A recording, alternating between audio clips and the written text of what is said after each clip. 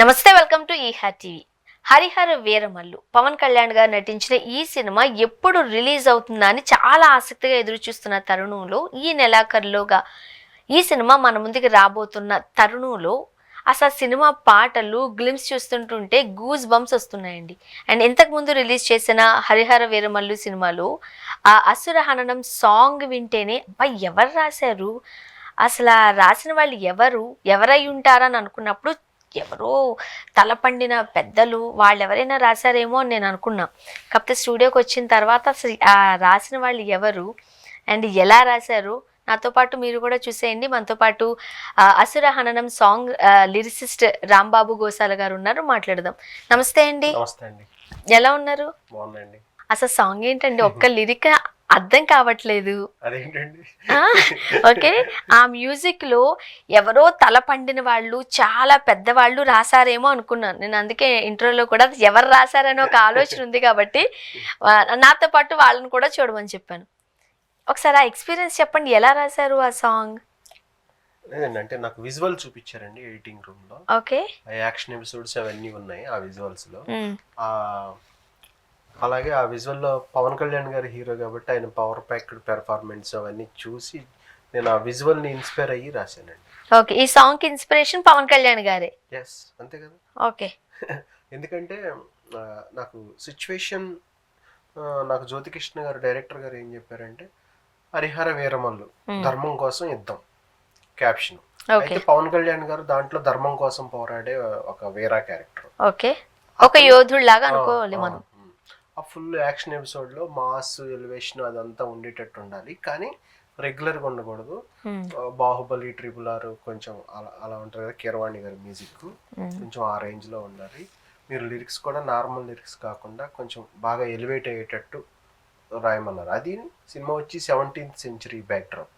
ఇప్పటిది కూడా కాదు, మొఘల్ సామ్రాజ్యం, ఔరంగజేబు ఆ టైంలో బ్యాక్ డ్రాప్ అనమాట. ఓకే.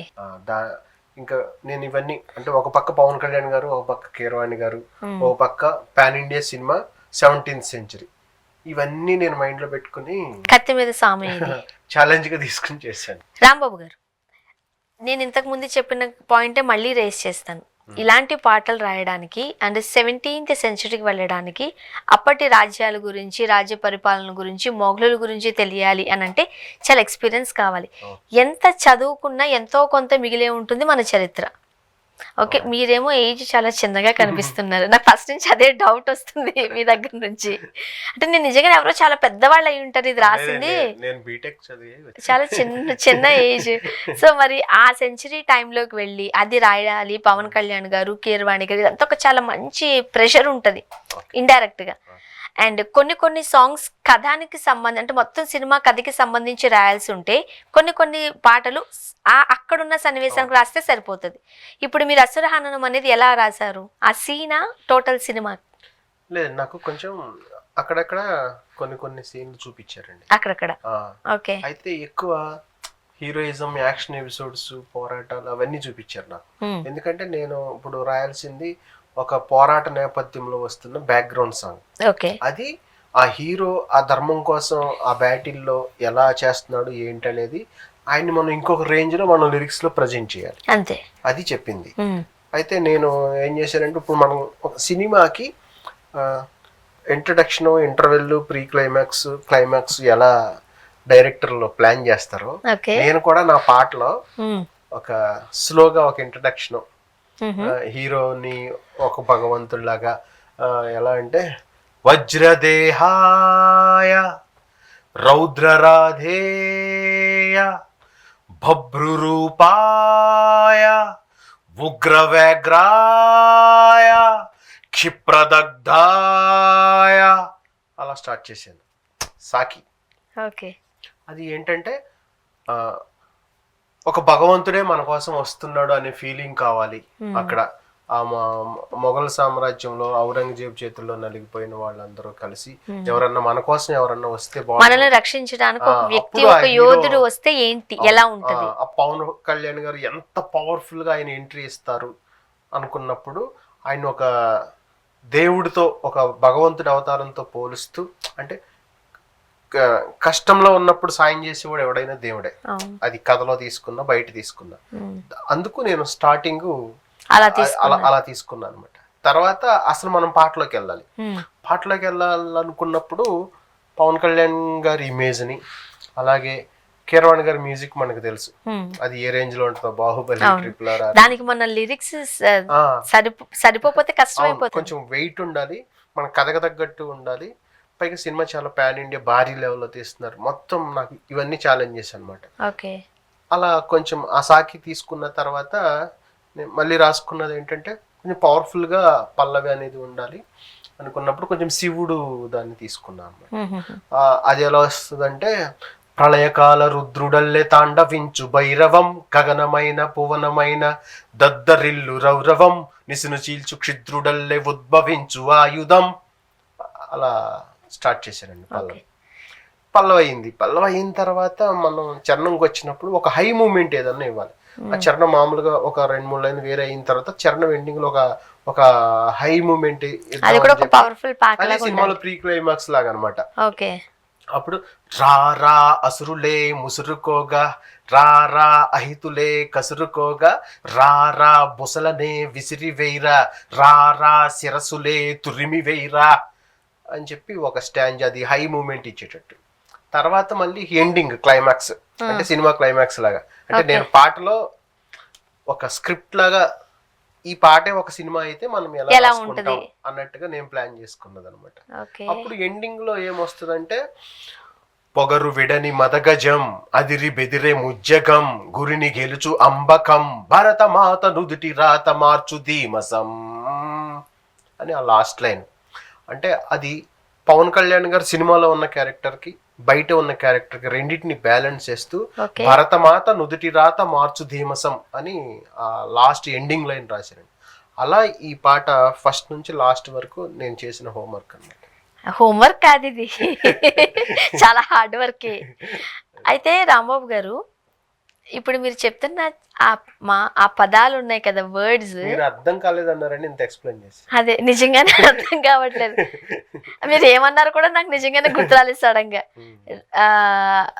చాలా ఏంటి ఈ జనరేషన్ వాళ్ళకి దాని అర్థాలు నిజంగానే తెలియవు. అంటే ఇప్పుడు ఈ తెలుస్తాయండి, తెలుసుకుంటారు. ఇప్పుడు ఈ పాట విన్న తర్వాత అమరకమ అంటే ఏంటి కదా, ఇంతకు ముందు మీరు ఒక మాట ఏదో మాట్లాడారు, రౌరవం, నరకం లాంటిది. సో ఇవన్నీ ఈ పాట విన్న తర్వాత మనం మీనింగ్స్ చూసుకోవచ్చు, తెలుసుకోవచ్చు. భరతమాత నుదుటి రాత మార్చు ధీమసం అన్నాం. ధీమసం అంటే నైపుణ్యం, చతురత, ధీరత్వం. ఓకే. ధీమసం. సో ఇవన్నీ ఉన్నాయి కదా, ఇవన్నీ ఈ జనరేషన్ వాళ్ళకి కాస్త అర్థం చేసుకోవడానికి కొన్ని లైన్లు ఉంటాయండి. మందనైన మందినైన కుమ్ముకెళ్ళు మహోక్షం. మహోక్షం అంటే ఆంబూత్ అంటాం కదా, ఎద్దు. మందనైన మందినైన కుమ్ముకెళ్ళు మహోక్షం అంటే ఆక్స్ అంటారు. అవును. ఓకే. ఈ పదాలు మీరు ఎక్కడ నేర్చుకున్నారు? నేర్చుకుంటే ఉందండి, మనకు ఆ ఫ్లోలో వస్తే పాట రాసేటప్పుడు. అలా కాదు కదా, బుక్స్ చదువుతాం కదండి, ఎక్కువ బుక్స్ చదువుతూ ఉంటారు. ఓకే. అంటే ఎవరి బుక్స్ ఎక్కువగా చదువుతూ ఉంటారు? అందరు సాహిత్యం ఉన్న బుక్స్, తెలుగు మీద మంచి, తెలుగు కూడా కాదు, రాసేటప్పుడు కొంచెం శివుడికి సంబంధించినవన్నీ రిఫర్ చేశారా? ఎందుకంటే నేను స్టార్టింగ్ అదే తీసుకున్నాం కదా, ప్రళయకాల రుద్రుడల్లే తాండవించు భైరవం. ఈ లైన్ అర్థం అవుతుంది, ఎందుకంటే చాలా సార్లు విన్నాం మీరు అన్నట్టుగానే. శివుడి గురించి విన్నప్పుడు తాండవము, డమరుకము ఇవన్నీ వింటూనే ఉన్నాం కాబట్టి అర్థమైపోతున్నాయి. ఇప్పుడు రౌరుకం, ధీమసం కూడా ఒకే ధీరత్వంలో ఏదైనా వర్డ్ ఏమో అని అర్థమవుతుంది. బట్ కొన్ని మాత్రం కాస్త కష్టంగానే ఉన్నాయి.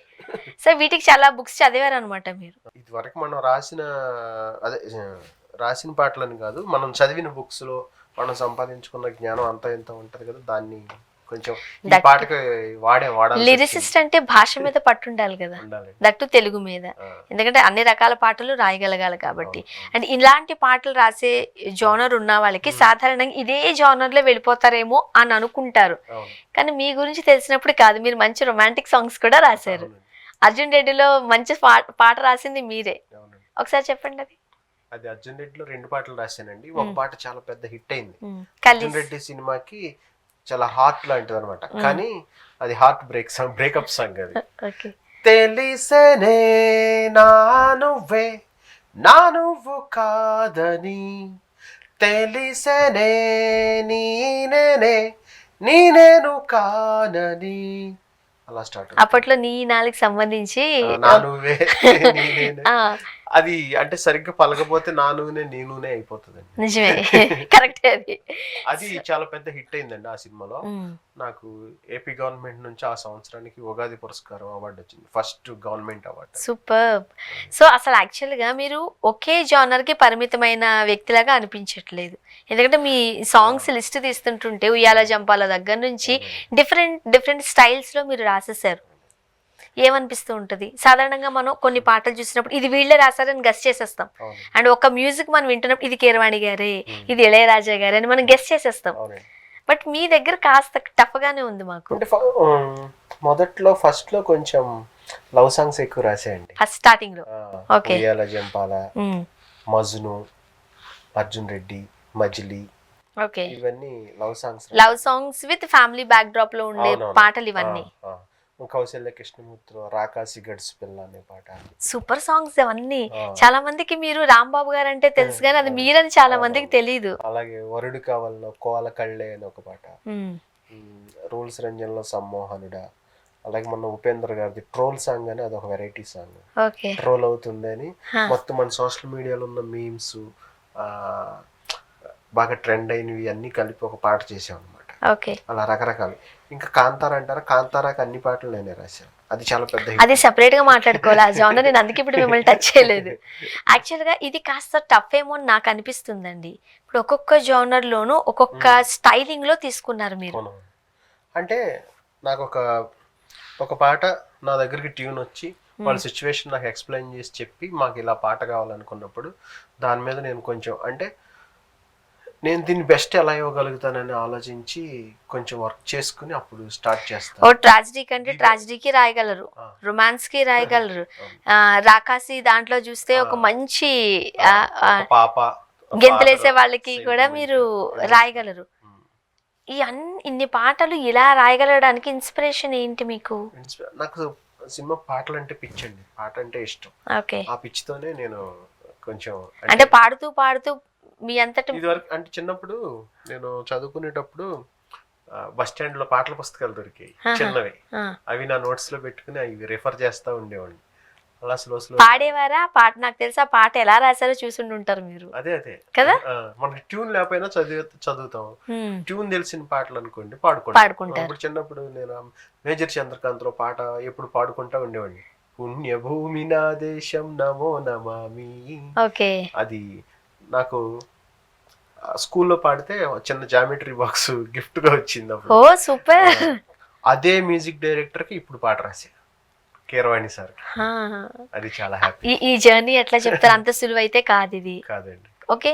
అండ్ నాకు తెలిసి అంటే మీ గురించి విన్నప్పుడు, మీ గురించి తెలుసుకున్నప్పుడు మీకు ఫ్యామిలీ బ్యాక్గ్రౌండ్ అయితే ఇండస్ట్రీలో ఎవరూ లేరు, మీరు ఒంటరిగానే వచ్చారు. అసలు ఏంటి ఈ జర్నీ కోసం ఏం చెప్తారు? ఎక్కడ పుట్టారు? అక్కడి నుంచి అంటే జామెట్రీ బాక్స్ దగ్గర నుంచి కీరవాణి గారితో డైరెక్ట్ గా మీరు పాడేంత వరకు ఎలాగా ఆ జర్నీ? జర్నీ అంటే చాలా పెద్ద జర్నీ అండి అది. ఎందుకంటే మాది ఏలూరుకి నూజివీడికి మధ్యలో ఒక చిన్న పల్లెటూరు అండి, వేల్పుచర్ల అని. వేల్పుచర్ల. ఓకే. చిన్న వ్యవసాయ కుటుంబం మాది. నేను 7th వరకు మా ఊళ్ళో చదివాను. తర్వాత మా ఊరికి ఒక 4 kilometers దూరంలో కొప్పాక అని ఉంటుంది, అక్కడ హై స్కూల్ 10th వరకు. మీ స్కూల్ హై స్కూల్, సారీ మీ ఊర్లో హై స్కూల్ లేదు? 7th వరకే ఉంటుంది. ఓకే. తర్వాత మా ఊరికి 4 kilometers లో హై స్కూల్ ఉంది, అక్కడ 10th వరకు చదివాను. తర్వాత మాకు 12 kilometers అండి ఏలూరు, మా విలేజ్కి. మా అమ్మమ్మ వాళ్ళది ఏలూరు, మా ఊరేమో 12 kilometers. ఇంటర్మీడియట్ ఏలూరు. అమ్మమ్మ గారి దగ్గర ఉండి చదువుకున్నారా? లేదు, డైలీ సర్వీస్. సరే అమ్మమ్మ దగ్గరికి వెళ్ళటం అంతే సెలవులు ఉన్నప్పుడు. తర్వాత ఇంజనీరింగ్ అక్కడ ఏలూరు సిఆర్రెడ్డి కాలేజ్. సిఆర్రెడ్డి. ఓకే. ఇంకా బీటెక్ అయిన తర్వాత నేను ఆ బీటెక్ చదువుతున్న టైంలోనే ఎప్పుడు బీటెక్ అయిపోద్దా సినిమా ఇండస్ట్రీకి వెళ్ళిపోవాలనుకునేవాడిని. అలాగే ఒక 10 love songs, 10 item songs, 10 mass songs అలా రాసుకుని అప్పుడే పెట్టుకున్నారు. వచ్చాను. 10 mass songs, love songs, tragedy songs అవన్నీ రాసుకుని వచ్చారు. ఒక 100 పాటలు రాసుకుని వచ్చాను. 100 పాటలు రాసుకుని ఇండస్ట్రీలోకి వచ్చారు. అవును. ఎవ్వరూ తెలియదు. ఎవరు తెలియదు. ఆ పాటలు పట్టుకుని ఇక్కడ అంటే అప్పుడు ఇంజనీరింగ్ వచ్చిన తర్వాత టెస్టింగ్ టూల్స్ ఒరాకిల్ ఆ కోర్సులు మైత్రి1 అక్కడ నేర్చుకోవటం. ఆ క్లాస్ అవగానే సారథి స్టూడియో దగ్గర ఆటో ఎక్కి ఫిల్మ్ నగర్కి వచ్చి ట్రయల్స్ వేయటం అలా. ఓకే. అప్పటి నుంచి అయితే ఆ ఇంజనీరింగ్ అయ్యి వచ్చిన కొత్తలో వియ్యాల వారికి అయ్యాలని ఒక సినిమా జరుగుతుంది. అప్పుడు అది ఈవివి గారి కజిన్ ఈ సత్యబాబు గారు డైరెక్టర్. అయితే మాగంటి బాబు గారు అని ఏలూరుకి ఎంపీగా చేశారు. వాళ్ళ అబ్బాయి నేను ఇంజనీరింగ్ క్లాస్మేట్స్. మాగంటి రామ్జీ నేను ఇద్దరం బాగా క్లోజ్ గా ఉండేవారు. వాళ్ళకి సినిమా బ్యాక్ డ్రాప్ ఉంది, ఎందుకంటే వాళ్ళ తాతగారు గ్యాంగ్ లీడర్, ఖైదీ నెంబర్ 786 అవన్నీ తీశారు. మా అంకుల్ మాగంటి బాబు గారు కూడా తాళి, మనోహరం, అల్లుడి గారు వచ్చి ట్రై చేశారు. వాళ్ళకి ఈవీవి గారి ఫ్యామిలీతో కొంచెం పరిచయం ఉండటం మూలంగా నన్ను అరే నేను పాట రాస్తాను పరిచయం చేయంటే తీసుకెళ్ళాడు. అప్పుడు నేను ఆ సినిమాలో పాట రాశాను, ఇయ్యాల వారికి అయ్యాలని. ఫస్ట్ మూవీ అది. తర్వాత అప్పుడు రమణ గోగుల్ గారు మ్యూజిక్, నేను పాట రాశాక ఆయన ట్యూన్ చేశారు అది. అప్పుడు రమణ గోగుల్ గారు పవన్ కళ్యాణ్ సినిమా అన్నవరం ఏదో సంథింగ్ ఏదో చేస్తున్నారు. తర్వాత అవకాశాలు వస్తాయి అనుకున్నా, రాలేదు. కొంచెం ఇంకా ఒక 5-6 ఇయర్స్ జాబ్ సైడ్ వెళ్ళిపోయాను. 5-6 ఇయర్స్ జాబ్ చేశారు. అదే ఇప్పుడు మీది వ్యవసాయ కుటుంబం అని చెబుతున్నారు, పైగా కొడుకు బీటెక్ వరకు చదివి మీరు పాటలే ఇంత శ్రద్ధగా రాస్తున్నారని అంటే మీరు మంచి స్టూడెంటే, పర్వాలేదు, బాగా చదువుకుని. సో పేరెంట్స్ కి ఎట్లా ఉంటుంది అంటే ఇది బీటెక్ చదువు, అప్పట్లో మళ్ళీ ఇంజనీరింగ్ అని అంటే ఏదో కొంచెం మంచి వైట్ కాలర్ జాబ్ చేస్తే అమ్మయ్య మా కష్టాలు కాస్త గట్టెక్తే అనుకుంటారు. మీరేమో పాటలు పట్టుకుని తిరుగుతాను. అందుకు జాబ్ జాయిన్ అవ్వమంటే జాబ్ జాయిన్ అయ్యింది. కానీ నాకు ఇంట్రెస్ట్ ఉండేది కాదు జాబ్ లో. జాబ్ చేస్తూ ఏదో ఊరికే ఖర్చులకి డబ్బులు వస్తాయని జాబ్ చేయటం. తర్వాత ఈవినింగ్ టైమ్స్ ఇవంతా మళ్ళీ సాంగ్స్ రాయటం, ట్రయల్స్ అలా. అప్పుడు ఉయ్యాల జంపాల అనే సినిమాలో ఛాన్స్ వచ్చింది. ఎలా వచ్చింది మీకు అది? విరించి వర్మ గారు అని ఆయన నాకు తెలుసు, డైరెక్టర్ గారు, ఆయన అవకాశం ఇచ్చారు. సో ఫస్ట్ సాంగ్ ఏంటది? అది ఉయ్యాల జంపాల్లో నిజంగా ఇది నేనేనా ఉయ్యాల జంపాలలుగేను నా ఊహలే అలా స్టార్ట్ అవుతుంది. ఆ సినిమా ఆ పాట 2 హిట్ అయ్యాక జాబ్ రిజైన్ చేశారు. అంటే ఇంటి దగ్గర ఏదో ఒక చూపించాలి కదా, ఉయ్యాల జంపాల చూపించి రిజైన్ చేశారు. అమ్మేమన్నారు? జాబ్ రిజైన్ చేస్తానంటే సరే నీ ఇష్టం అన్నారా? తర్వాత అదే డైరెక్టర్ మజ్ను తీశాడు నానితో. దాంట్లో జారే జారే చిన్ని గుండె చెయ్యి జారేనే, మంచి పాటలు ఇవన్నీ. ఆ పాట రాశాడు, అది మంచి హిట్ అయింది ఆ పాట. దాని తర్వాత అప్పట్లో ఒకడు ఉండేవాడు అని ఒక సినిమా, నారా రోహిత్, శ్రీ విష్ణు. మీకు తెలుసా చాలా మంచి సినిమా అది. అది థియేటర్ లో మరి హిట్ అయిందో నాకు తెలియదు, కానీ ఓటీటీలో మాత్రం సూపర్ డూపర్. ఎప్పుడైనా పెట్టుకుని చూసేవాళ్ళు చాలా మంది ఉంటారు. అప్పుడు నేను నీది నాది ఒకే కథ అనే సినిమాకి రాస్తున్నప్పుడు దానికి వర్క్ చేస్తున్న రాజ్ తోట కెమెరామెన్ నాకు విఎల్ వరకు వెళ్ళినప్పుడు ఉమేష్ అని ఒక అసిస్టెంట్ డైరెక్టర్ పరిచయం. అతను దానికి కో డైరెక్టర్ అయ్యేటప్పుడు ఆ రాజ్ తోటకి మా రాంబాబు పాట రాస్తాడు, నువ్వు ఏదో విజయ్ దేవరకొండ సినిమా ఏదో చేస్తున్నావు కదా, దానికి ఒకసారి చెప్పు అంటే అప్పుడు కెమెరామెన్ నాకు సందీప్ అన్నను పరిచయం చేశారు, అర్జున్ రెడ్డి డైరెక్టర్. అప్పుడు నేను ఆయన కలిశాను. ఆయన ఫస్ట్ క్లైమాక్స్ లో వచ్చే సాంగ్ ఇచ్చారు రాయమని, అదే ఊపిరాగుతున్నది. ఊపిరాగుతున్నదే ఉన్న పాటుగా ఇలా అలా స్టార్ట్ అవుతుంది. తెలిసి మీరు రాయగానే వాళ్ళకి ఎందుకో నచ్చేసారు, ఎందుకంటే ఇంత మంచి ఆయన ఒక్క వర్డ్ కూడా చేంజ్ చేయలేదండి. చేయలే, కానీ సాధారణంగా ఉంటాయండి రాసేటప్పుడు ఇది ఇక్కడ పెట్టు అది అక్కడ పెట్టు 2-3 వర్షన్స్ ఏమంటారా? ఓకే. ఇదే డైరెక్టర్ హరిహర వీరమల డైరెక్టర్ అంతకుముందు రూల్స్ రంజన్ సినిమా చేసినప్పుడు ఆ సమ్మోహనుడు దాంట్లో 2 పాటలు రాసా, లవ్ సాంగ్ వెంటనే అయిపోయింది. ఈ రొమాంటిక్ సాంగ్ సమ్మోహనుడు అన్న పాట 5-6 వెర్షన్లు రాయాల్సి వచ్చింది, 1 month పట్టింది.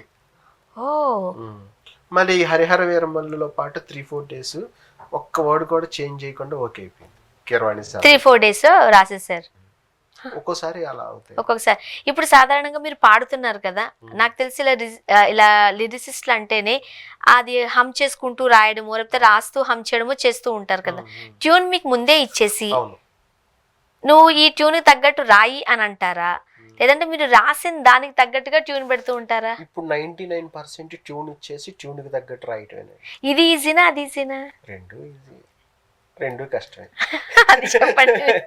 అంటే ట్యూన్ ఇచ్చేసారు అనుకోండి అలానే రాయాలి కాబట్టి కాస్త ఈజీ అవుతుందా? పేపర్ కాస్త లీక్ అవుతుంది కాబట్టి. అదేనండి ఇప్పుడు జరుగుతున్న ప్రాసెస్ అంతా ముందు ట్యూన్ సిచ్యువేషన్ తగ్గట్టు మంచి మ్యూజిక్ ట్యూన్ అదంతా రెడీ చేస్తారండి.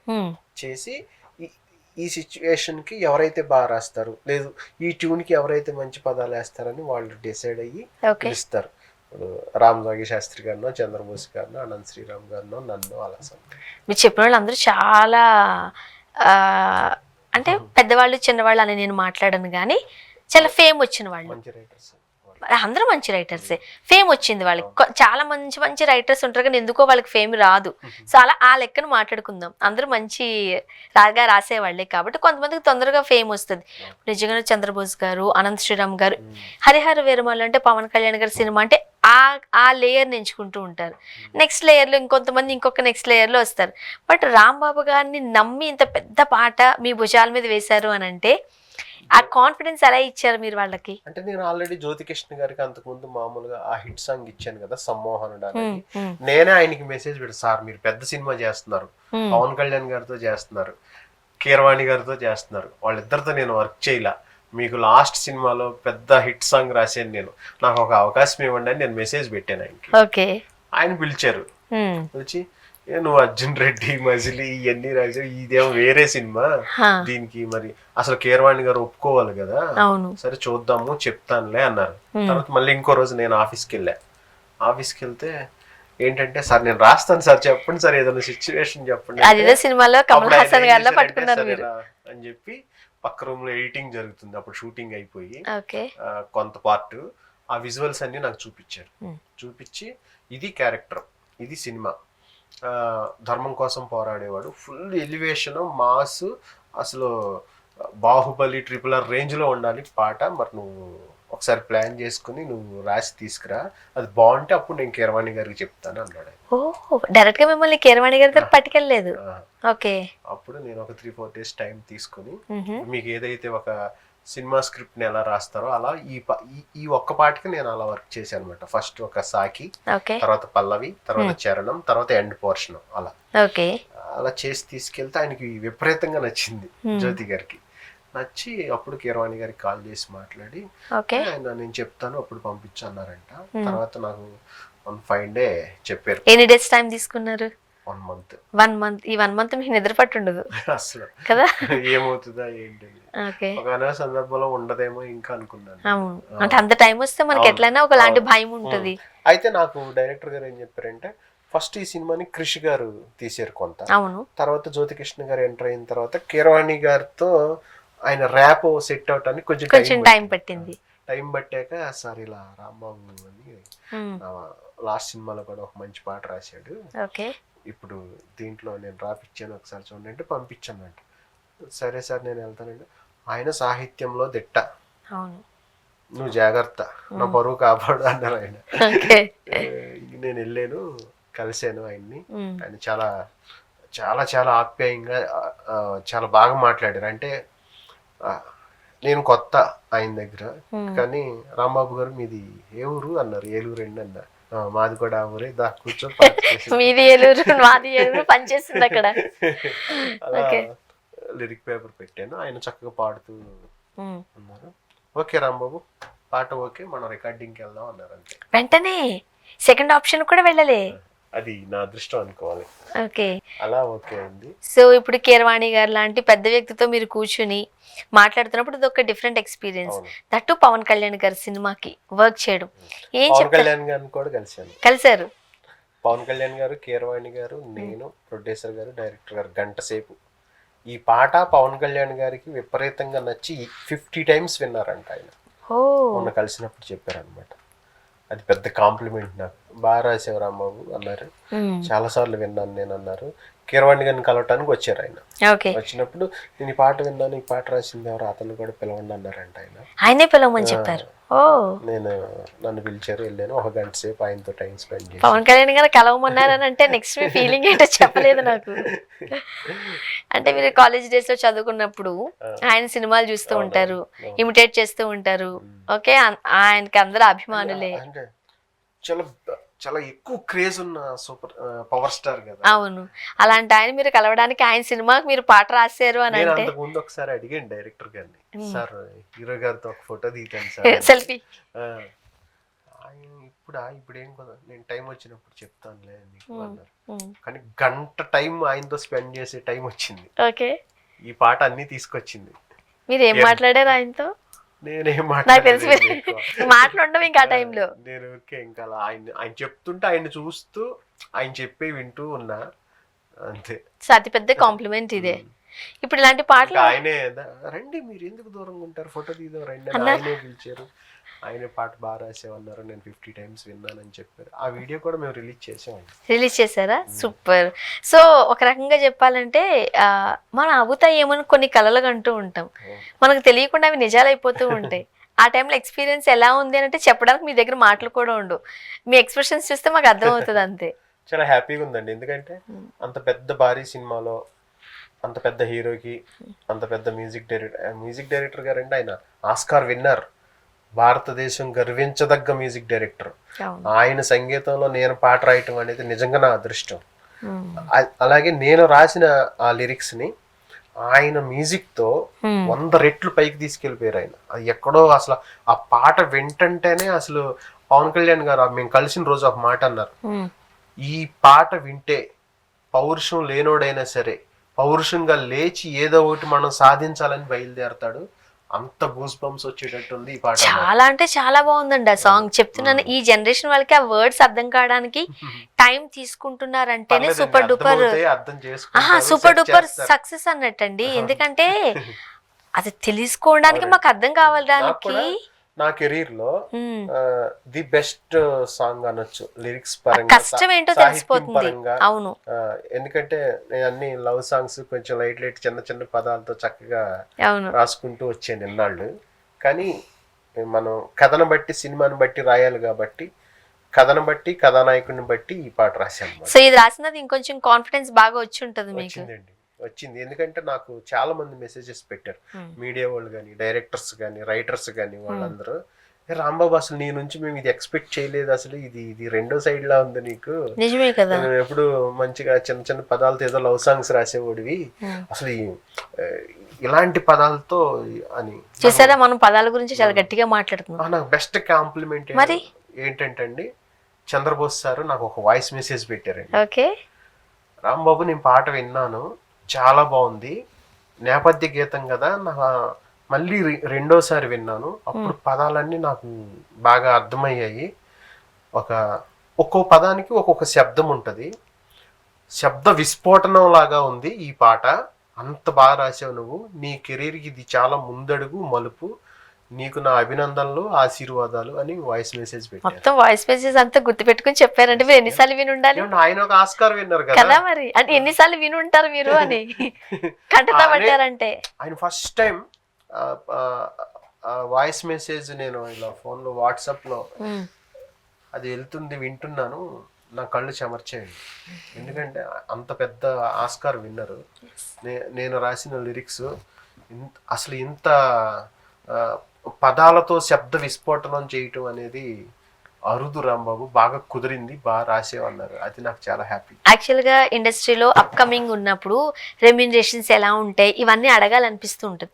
బట్ మీరు ఎప్పుడైతే కీరవాణి గారి నుంచి వచ్చిన కాంప్లిమెంట్స్ చెప్పిన తర్వాత పవన్ కళ్యాణ్ గారు మిమ్మల్ని పిలిచి ఒక సెల్ఫీ తీసుకుందాం రా అని మిమ్మల్ని ఇన్వైట్ చేసిన తర్వాత చంద్రబోస్ గారు పెట్టిన ఆ మెసేజ్ని మీరు కంటతా పెట్టి చెప్పిన తర్వాత నేను రెమ్యూనరేషన్ అడిగాను అని అంటే రెమ్యూనరేషన్ ఎంత అని ఫిగర్ అవుట్ కాదు, ఇన్ జనరల్గా ఎలా ఉంటుంది ఇండస్ట్రీలో అన్నట్టు అడుగుదాం అనుకున్నా. ఇంక ఈ విన్న తర్వాత నేను అడగకూడదు, సినిమాని బట్టి మనం ఎంత మాట్లాడుకోవచ్చు. కానీ ఈ కాంప్లిమెంట్స్ ముందు డబ్బులే ఉంది కదా, నేను అది నాకు నా ఇంటెన్షన్ అదే.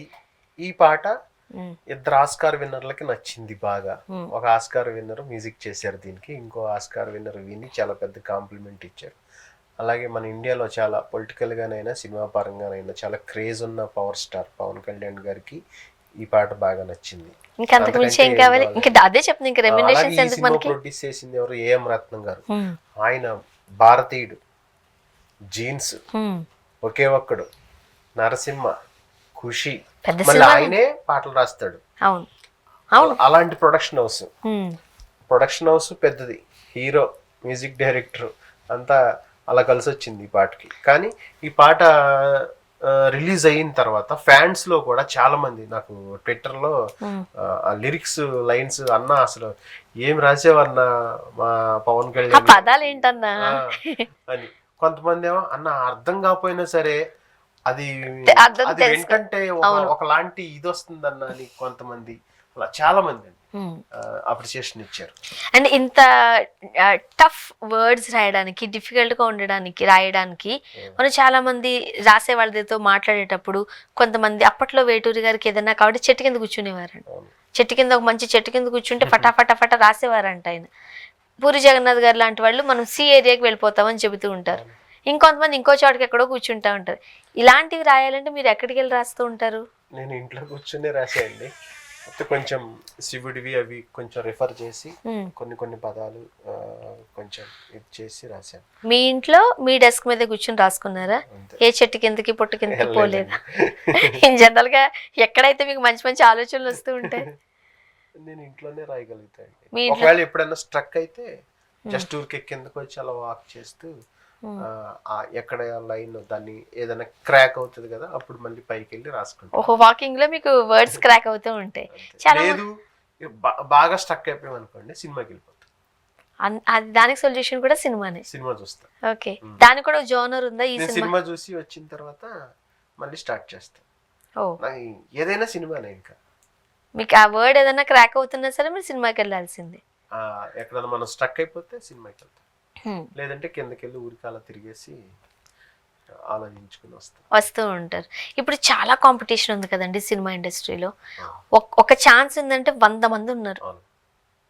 దాంట్లో మనం కొట్టుకు రావడం, ఈత కొట్టుకుని రావడం ఇంకా చాలా కష్టం.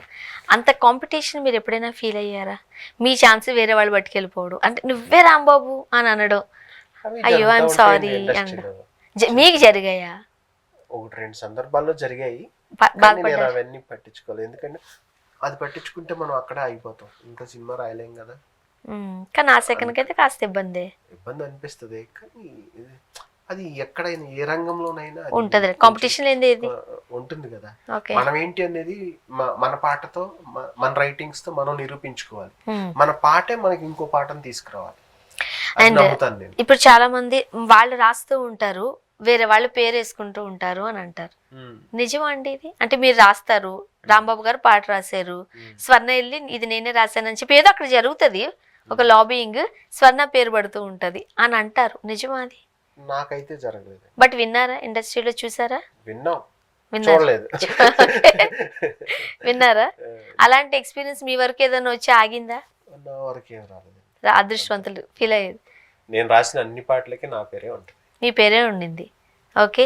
అండ్ ఇండస్ట్రీలో వీడు మనోడే అనేది ఒక చిన్న ఫీలింగ్ ఉంటదంటండి. నిజమా అంటే దాన్ని బట్టి అవకాశాలు కూడా ఉంటాయట. అదేం లేదండి, ఇప్పుడు అందరూ షోల్డర్ మీద ఇలా తడతారంట ఎవరో విన్నవే. ఇప్పుడు మీ బోటల్ని అడగకపోతే మాకు ఎట్లా తెలుస్తుంది? ఇడు మనోడే, కమ్ నా పక్కనే కూర్చో అంటారట. అలా ఏముండదండి, ఇప్పుడు రోజులన్నీ మారిపోయాయండి. వర్క్ ఉందా, వర్త్ ఉందా, ఈ రెండే అంతే. మీరు ఎవడైనా పర్లేదు, ఎక్కడి నుంచి వచ్చినా పర్వాలేదు.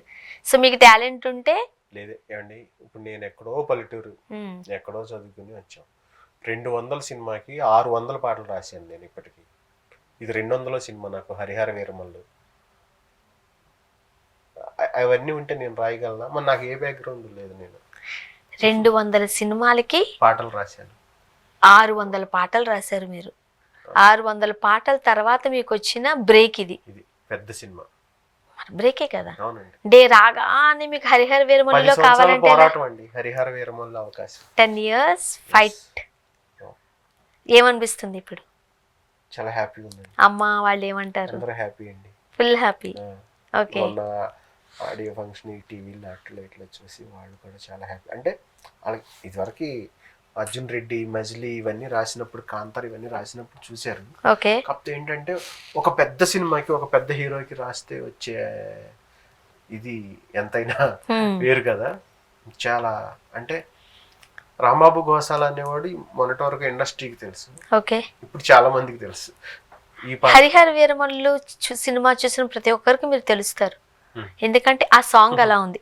మేము చూసి అబ్బాయి ఎవరు, నేనే చెప్తున్నాను అది చూసి ఎవరో పెద్దోళ్ళు రాస్తుంటారు ఈ పాట అనుకున్నాను నేను. అంటే ఈ పాట ఈ లిరిసిస్ట్ వస్తున్నారు అంటే చాలా పెద్ద ఆయన వస్తున్నారు అనుకు చూస్తే మీరు, నేనేమనుకున్నా ఆయనతో పాటు మీరు వచ్చారేమో అనుకుంటున్నా నేను.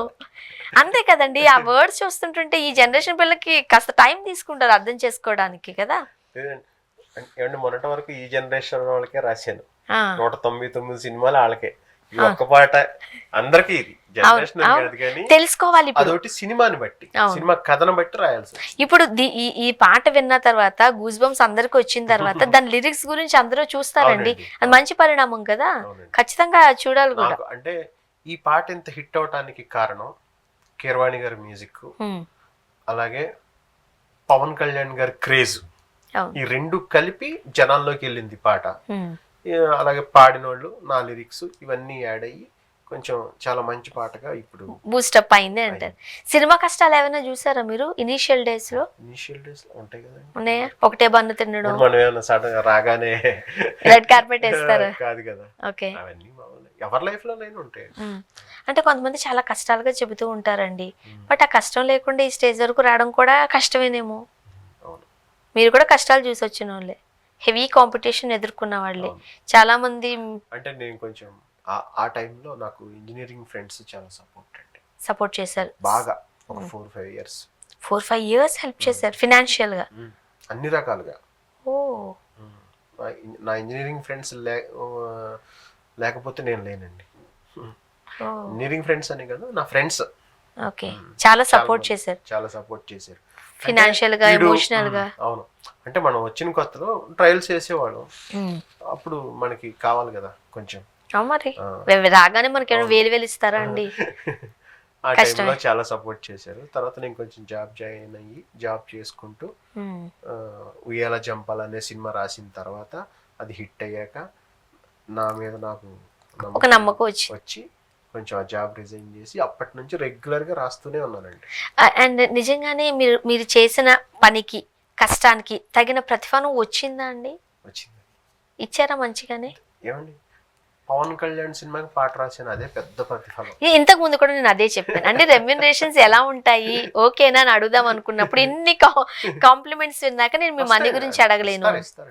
మంచిగానే మనీ కూడా ఇస్తారు. చాలా హిట్ సినిమాలు ఉన్నాయి కదా, ఇస్తారు. ఇప్పుడు ఫుల్ సినిమాని బట్టి మాట్లాడుకుని చేయటం ఫస్ట్. నాకు తెలిసి హరిహర వీరమలకి మీరేం మాట్లాడుకుని ఉండుండ్రు.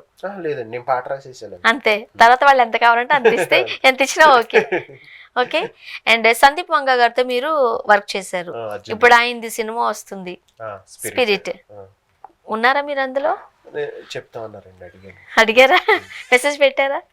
అంటే సాధారణంగా ఇండస్ట్రీ పెద్దలకి ఉదయాన్నే గుడ్ మార్నింగ్ పెట్టాలి, గుడ్ నైట్ పెట్టాలి, ఈవినింగ్ వాళ్ళతో పాటు కాస్త సిట్టింగ్లు వేయాలి, అప్పుడు అవకాశాలు జోరుగా వస్తూ ఉంటాయి అంటారు, నిజమేనా అది? తెలియదు, అంత ఫాలో అప్ లేదు మనకి. గుడ్ మార్నింగ్ సిట్టింగ్ అలవాట్లు ఏం లేవు. ఓకే. మనం పాట రాసుకోవటం హ్యాపీగా. అవేమీ లేకపోయినా మీకు ఇన్ని అవకాశాలు వచ్చాయి? అంతే, నాకే అలవాట్లు, నేను టీ కాఫీ కూడా తాగను. మీరు లేకపోయినా వాళ్ళతో పాటు కాస్త కూర్చుని కబుర్లు చెప్తూ ఉంటాయి అలాంటివి ఇండస్ట్రీలో? ఆఫీస్లో కలుస్తాం కదా వెళ్ళి. ఓకే. సో ఇవన్నీ రూమర్స్ అయితే బయట వింటున్నవన్నీ.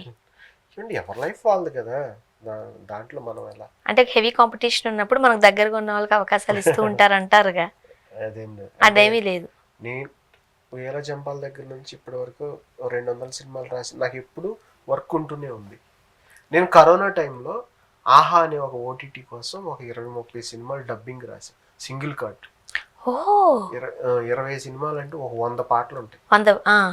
అందరికీ వర్క్ లేదు, నాకు వర్క్ ఉంది. అవన్నీ మీరే చేశారు? అంటే Tamil to Telugu, Malayalam to Telugu, Kannada to Telugu dubbing చేసి పెట్టారు కదా ఓటీటీలో. వాటిలో ఒక 20 సినిమాలు 20-30 సినిమాలు రాసి ఉంటారు. అన్ని భాషల మీద కాస్త పట్టు ఉండాలిగా మరి అలాంటప్పుడు? లేదండి, ఓన్లీ తెలుగు మీదే ఉంది. మరి ఎలా రాశారు? అంటే మనకి ఆ ఎక్స్ప్రెషన్ అర్థమవుతుంది. ఓకే. ఆ పాటలో కొంచెం తెలియనప్పుడు ఆ లాంగ్వేజ్ తెలిసిన వాళ్ళు మీనింగ్ తెలుసుకుంటాం. ఇప్పుడు అన్ని మాంటే సాంగ్సే కదండి, లిప్ ఉండదు. ఓకే. మనం ఆ సిచ్యువేషన్ తెలుసు మనకి సినిమా చూసి, దాన్ని బట్టి మనం డైరెక్ట్ తెలుగు పాట రాసినట్టు చాలా రాసి డైరెక్ట్ తెలుగు కాంతారా డైరెక్ట్ తెలుగు పాటలు రాసినట్టే. అది నేను దీంతో పాటు కాంతారాను కలుపునే సెపరేట్ గా కాంతారా అడుగుతాను. ఓకే, కాంతారా అన్నది చిన్న సినిమా అయితే కాదు. అండ్ చిన్న సినిమా కాదు అని అంటే అదే చిన్న సినిమా అని అంటే దీన్ని నేను పెద్ద సినిమా స్టార్లు ఇలా లెక్కలేయట్లేదు. అదొక డివోషనల్ మూవీ అండి, చాలా టఫ్ మూవీ.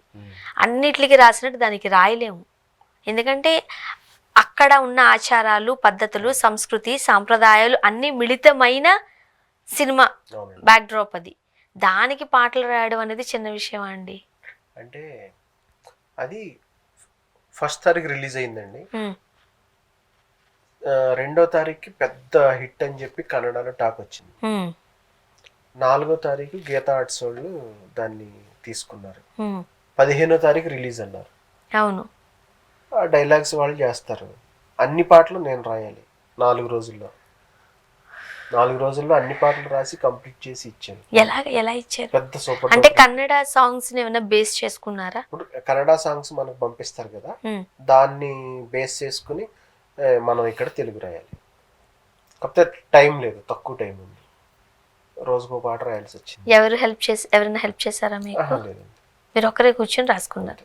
అది విన్న తర్వాత మీకు వచ్చిన కాంప్లిమెంట్ ఏంటి? అసలు థియేటర్ లో చూస్తుంటే అసలు ఆ తెలుగు సాంగ్స్ ఒక అంటే మీరు అంటే ఒక తెలుగు అబ్బాయి రాసినట్టుగా అది అనిపించలేదు. ఓకే, సో అంత కష్టం అయితే ఉండేది. అందరూ రివ్యూస్ వాళ్ళు కూడా సినిమా వచ్చినప్పుడు రివ్యూ రాసే వాళ్ళు కూడా డైరెక్ట్ గా తెలుగు పాటలు విన్నట్టుంది, అంత బాగా రాశారని చెప్పి. అదే అంటున్నా కదా, ఒక తెలుగు అబ్బాయి రాశారని అనుకోలేదు అనేది ఏంటంటే దీన్ని మనము ఏమంటారు కంప్లీట్ ట్రాన్స్లేషన్ కూడా అనలేము, ఎందుకంటే మన వర్డ్స్ కావాలి కదా. 100% ట్రాన్స్లేషన్ తీసుకోనండి నేను డబ్బింగ్ రాసేటప్పుడు.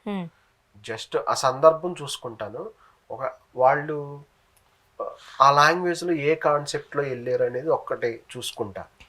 ఇక్కడ నా ఎక్స్ప్రెషన్ వేరుగా ఉంటుంది. మాంటేజ్ సాంగ్ నాకు ట్యూన్ ఉంటది, తెలుగు సినిమా రాసినట్టు చక్కగా హ్యాపీగా రాసేసుకో.